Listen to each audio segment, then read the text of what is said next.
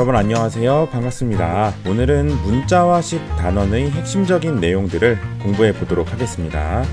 자, 문자화식입니다. 중학교 1학년에서 배우는 이 문자화식이 정말 중요한 단원인데요. 단원이 중요한 이유는 여러분들이 앞으로 배우게 될 수학 내용들의 아주 기초적인 개념이기 때문이에요. 여러분들이 1학년 때는 문자화식 단원에서 배운 내용을 기초로 해서 1차 방정식을 배우게 됩니다. 그리고 2학년 때는요, 식의 계산도 하지만 1차 부등식과 1차 함수, 연립 1차 방정식을 배우게 됩니다.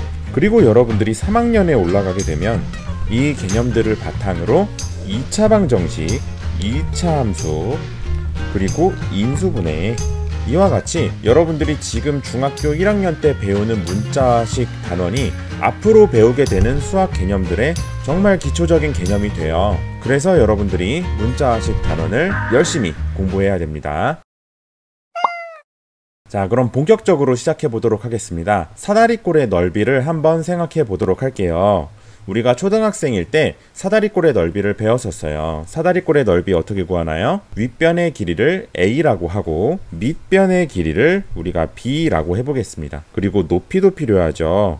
높이를 h라고 해보겠습니다. 만약에 사다리꼴의 넓이를 글로 설명한다면 윗변과 아랫변의 길이를 더한 값에 높이를 곱한 후 2로 나눈다, 이렇게 얘기할 수 있겠죠. 그런데 이게 말이 너무 길어요. 그리고 이 문장은 한글로 돼 있으니까 한글을 아는 사람만 이해할 수 있겠죠. 그러면 이 문장을 우리가 문자를 이용해서 표현해 보도록 하겠습니다. 문자로 표현하게 되면 이 사다리꼴의 넓이를 s라고 하면 2분의 1 a 더하기 b에 h를 곱한 것, 이렇게 표현할 수 있을 거예요. 문자로 표현하는 것이 훨씬 더 단순하고 간단하죠. 그래서 우리가 문자를 사용하면 좋은 점을 한번 정리해 볼게요. 일단 간단히 나타낼 수 있다. 이게 첫 번째 좋은 점일 거예요. 그죠? 여러분들이 방금 전에 사다리꼴의 넓이를 문자로 표현하는 걸 봤듯이 문자를 사용하면 굉장히 간단하게 나타낼 수 있어요. 자, 그리고 두 번째, 언어의 제약 없이 모든 사람들이 이해할 수 있다는 장점이 있어요. 사다리꼴의 넓이를 글로 설명했을 때는 한글을 아는 사람만 이 내용을 이해할 수 있겠죠. 하지만 기호로, 문자로 표현했을 때는 한글을 모르는 사람도 이 내용을 다 이해할 수 있을 거예요. 이러한 좋은 점들이 있기 때문에 문자를 사용해서 식들을 표현합니다. 여기에 문자 사용의 규칙이라고 나와 있지만 이 규칙을 지키지 않는다고 해서 틀리는 건 아니에요. 그래서 사실상 권장 규칙이라고 할 수 있겠습니다. 이렇게 써야 우리가 문자를 올바르게 쓸 수 있다라고 같이 약속을 한 거죠. 자, 그러면 첫 번째부터 한번 살펴보도록 할게요. 곱셈과 나눗셈 기호를 생략한다는 것은 이런 것입니다. 예를 들어서 4 곱하기 x 다 곱셈 기호를 생략해서 이걸 4x로 이렇게 표현합니다. 그리고 a 나누기 5라고 하면 우리는 나눗셈은 역수의 곱셈으로 고쳐서 계산한다고 했죠. 그래서 a 곱하기 5분의 1 이렇게 되니까 결국에는 곱셈 기호를 생략해서 5분의 1 a, 이런 식으로 쓸 수 있습니다. 자, 두 번째, 부호 숫자 문자 순서대로 쓴다는 것을 한번 살펴볼게요. 2 곱하기 마이너스 3x라고 생각을 해볼게요. 이 곱셈을 할 때 숫자끼리 곱하면 마이너스 6이 됩니다. 그래서 곱셈을 하게 되면 마이너스 6x, 이렇게 쓰게 되겠죠. 여러분들이 이런 결과를 쓸 때 부호 숫자 문자 순서대로 이렇게 쓴다는 걸 기억해 주면 돼요. 그리고 세 번째 규칙은 알파벳 순서로 쓴다는 거예요. 예를 들어서 b 곱하기 c 곱하기 a, 이런 식으로 나와 있다. 그러면 여러분들이 곱셈 기호를 생략하면서 문자들을 쓸 때 알파벳 순서로 써주는 것이 좋습니다. a, b, c, 이렇게 쓰는 게 좋겠죠. 자, 그리고 마지막, 같은 문자의 곱은 거듭제곱으로 표현해 줍니다. 예를 들어서 a 곱하기 a 곱하기 a, 곱하기 b 곱하기 b 이런 식으로 나와 있을 때는 a는 3번 곱해져 있으니까 a의 세제곱 이렇게 거듭제곱으로 표현하고요. b는 2번 곱해져 있으니까 b의 제곱 이렇게 거듭제곱으로 표현해 줍니다. 여러분, 이 문자 사용의 규칙은요, 권장사항이에요. 이거를 지키지 않는다고 해서 수학적으로 틀린 것은 아닙니다. 하지만 여러분들이 지켜준다면 다른 사람들이 이 식을 봤을 때 더욱더 알아보기 쉽게 하기 위해서 우리가 이러한 규칙을 서로 지키는 거예요.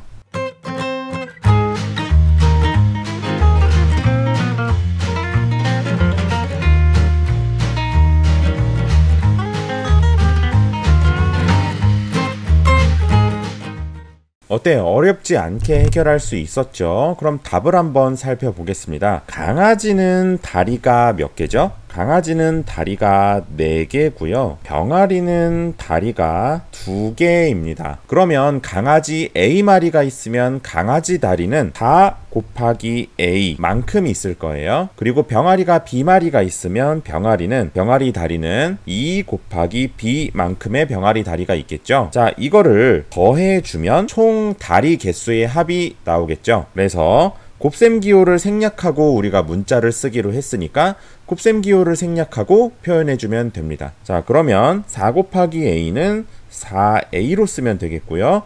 2 곱하기 B는 2B로 써주면 되겠죠. 자, 여러분, 여기서 주의할 점은 우리가 곱셈기호나 나눗셈기호는 얼마든지 생략하고 표현할 수 있지만 덧셈기호나 뺄셈기호는 절대 생략하면 안 돼요. 알겠죠? 자, 다음으로 알아볼 개념은 대입과 시계값이라는 개념을 알아보겠습니다.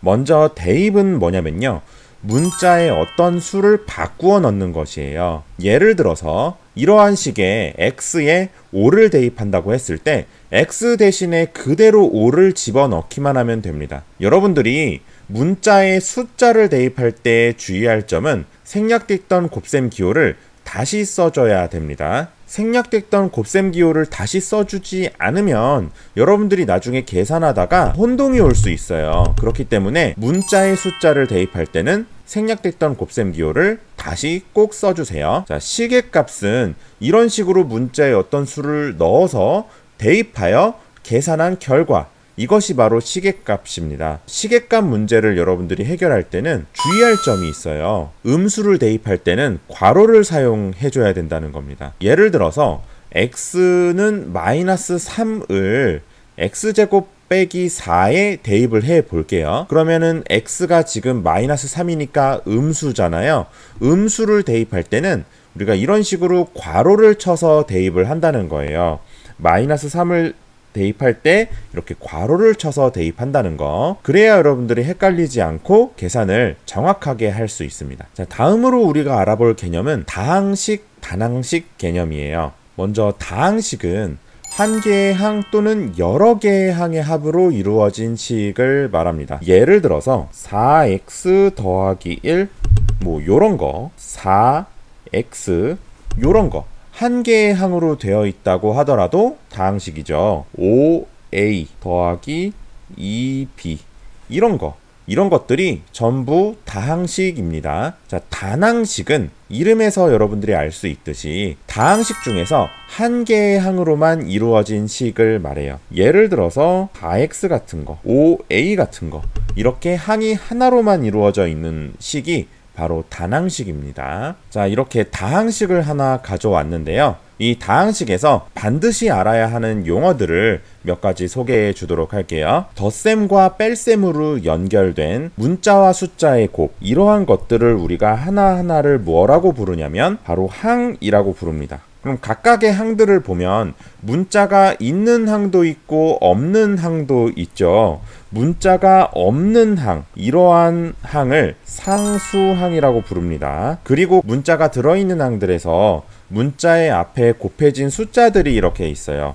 이러한 숫자들을 우리가 각 문자의 개수라고 불러요. 이러한 숫자들은 개수입니다. 이 개수들을 각각을 하나하나 따로따로 부를 수도 있어요. x제곱 앞에 곱해져 있는 숫자는 x제곱의 개수라고 부르고요. x 앞에 있는 숫자는 x의 개수, y 앞에 있는 숫자는 y의 개수라고 부릅니다. 그래서 좀 더 구체적으로 들어가면 이 다항식의 경우에는 x제곱의 개수는 3, x의 개수는 8, y의 개수는 -4 이렇게 각각의 개수들을 따로따로 부를 수도 있습니다. 어떤 항에서 문자가 곱해진 개수를 그 문자에 대한 항의 차수라고 부릅니다. 그래서 이 첫 번째 항 같은 경우에는 3x제곱이죠. x가 2번 곱해져 있으니까 이 지수에 해당하는 이 숫자가 바로 차수가 되는 것입니다. 간단하죠? 이런 식으로 우리가 항, 상수항, 계수, 차수라는 용어들을 한번 알아봤어요. 1차식 개념을 한번 살펴볼게요. 아까 차수라는 개념을 배웠죠? 차수는 문자가 곱해진 개수였어요.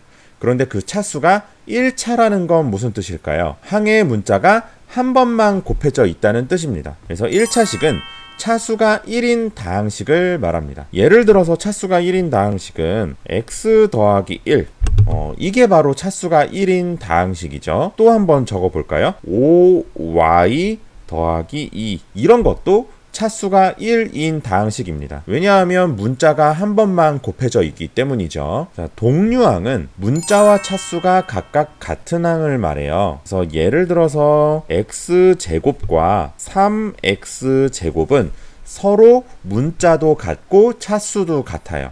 그래서 x제곱과 3x제곱은 동류항입니다. 5a와 -3a 이것도 문자도 a로 같고 차수는 둘 다 1차로 같죠. 그래서 5a와 -3a는 동류항입니다. 자, 문자와 차수가 각각 같은 항이 동류항인데 그럼 문자가 없는 상수항도 있잖아요. 상수항 같은 경우에는 전부 다 동류항입니다. 여러분들이 1차식을 계산할 때 여러 가지 경우들이 있을 거예요. 그 경우들을 한번 천천히 살펴보도록 하겠습니다. 첫 번째 경우는 단항식과 수의 곱셈과 나눗셈이에요. 여러분, 나눗셈은 나누는 수의 역수를 곱해서 계산하면 됩니다. 그러니까 나눗셈을 곱셈으로 바꾸어서 계산하면 돼요. 예를 들어서 2a와 5의 곱이다. 그러면 숫자끼리 곱하고요. 문자들을 나중에 써주면 되는 거예요. 그래서 2, 5, 10 그리고 a 요렇게 써주면 된다는 거죠. 4b 나누기 2 같은 경우에도 마찬가지입니다. 4b 곱하기 2분의 1 이렇게 나누는 수의 역수를 곱해서 곱셈으로 고쳐서 계산하면 된다는 거죠. 자, 그러면 숫자끼리 또 계산을 해주면 4b 곱하기 2분의 1은 4 곱하기 2분의 1이 2니까 2b 이렇게 쓸 수 있습니다. 다항식과 수의 곱셈 또는 나눗셈이에요. 이것도 역시 마찬가지로 간단합니다. 나눗셈은 곱셈으로 고쳐서 계산하면 되죠. 자, 여기에서 새로 여러분들이 알아야 하는 개념은 바로 분배 법칙이에요. 다항식과 수의 곱셈을 계산할 때 수를 곱할 때 하나의 항에만 곱하는 게 아니라 다항식으로 묶여있는 모든 항에 다 곱해줘야 합니다. 자, 예를 들어서 5x 빼기 2에 우리가 3을 곱한다고 생각을 해볼게요. 그러면 이 곱하기 3은요 5x에다가만 곱하는 게 아니라 여기에 있는 -2에다가도 곱해줘야 돼요. 이렇게 둘 다 전부 다 3을 곱해줘야 됩니다. 이렇게 다항식의 모든 항에 곱셈을 해주는 것, 이게 바로 분배 법칙인 것이죠. 자, 그러면 분배 법칙을 적용해서 우리가 문제를 해결해 보면 5x 곱하기 3은 숫자끼리만 곱하면 되니까 15x 이렇게 쓸 수 있고요. -2 곱하기 3은 -6으로 계산할 수 있어요. 여러분들이 계산을 하고 난 다음에 동류항들끼리 모아서 계산을 해주면 되는 겁니다. 예를 들어서 4a 더하기 1 더하기 2a 빼기 3 이것을 계산한다고 생각해 볼게요. 동류항은 문자와 차수가 같은 항이니까 4a와 2a가 서로 동류항입니다. 그러니까 4a와 2a를 먼저 계산해서 6a로 이렇게 써주고요. 그리고 플러스 1과 -3 상수항끼리는 항상 모두 동류항이라 그랬죠. 그래서 상수항끼리 계산을 해줍니다. 그러면 1 빼기 3이니까 -2 이렇게 써줄 수 있다는 거죠. 1차식의 계산 어렵지 않죠. 자, 그러면 우리가 지금까지 배운 것들을 바탕으로 실제로 계산을 해보도록 할게요.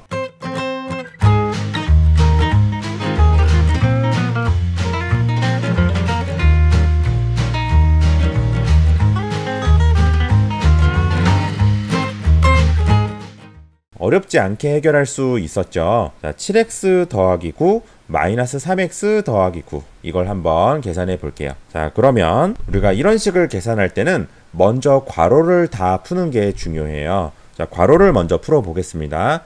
7x 더하기 9는 괄호를 풀어도 그대로 똑같이 7x 더하기 9로 풀립니다. 자, 근데 문제는 뒤에 있는 거예요. 뒤에 있는 항은 3x 더하기 9가 앞에 마이너스가 붙어 있죠. 그래서 우리가 이런 걸 풀 때는 마이너스를 이렇게 분배해 줘야 됩니다. 우리가 아까 전에 분배 법칙을 사용했듯이 마이너스가 이렇게 괄호 앞에 있으면 괄호 안에 있는 모든 항들의 마이너스를 분배해 줘야 돼요. 자, 그래서 3x를 만나면 마이너스 3x가 되고요. 그리고 9를 만나면 마이너스 9가 됩니다. 여러분, 이렇게 괄호 앞에 마이너스가 있으면요, 괄호 안에 있는 모든 항들의 부호를 바꿔준다고 생각하면 됩니다. 자, 그러면 이제 동류항끼리 계산하면 되겠죠. 자, 동류항끼리 계산하면 여기에 있는 7x와 마이너스 3x가 서로 동류항입니다.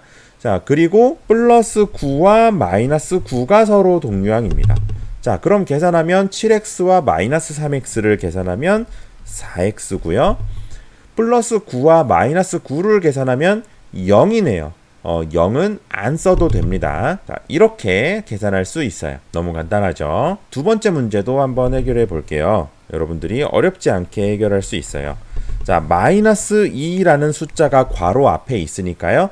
마이너스 2라는 숫자를 이렇게 분배해 줘야 됩니다. 자, 그럼 마이너스 2를 분배해 주면요, 마이너스 2x가 되고요. 그리고 마이너스 2 곱하기 마이너스 2니까 플러스 4가 됩니다. 어렵지 않죠? 자, 그리고 여기 있는 플러스 3도 역시나 분배를 해 줍니다. 3이 6x가 되고요. 3, 3, 9가 됩니다. 자, 이제 동류항끼리 모아서 계산하면 되는 거예요. 자, 동류항 마이너스 2x와 동류항인 거 어디 있나요? 플러스 6 여기 있죠?